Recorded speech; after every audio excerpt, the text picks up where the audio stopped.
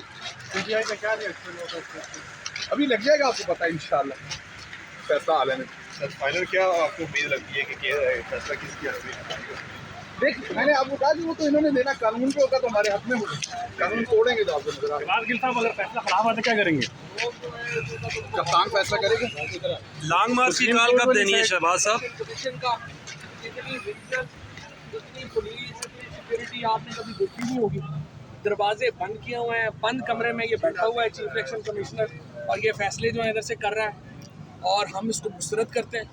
और इंशाल्लाह मुझे यह लगता है कि पाकिस्तान में आज के दिन से इनकलाब की इब्तिदा होगी। इंशाल्लाह जो भी फैसला आएगा सर, उस फैसले को पीटीआई में क्या होगा? फैसला हमारे हक में आने का हमें कोई उम्मीद ही नहीं।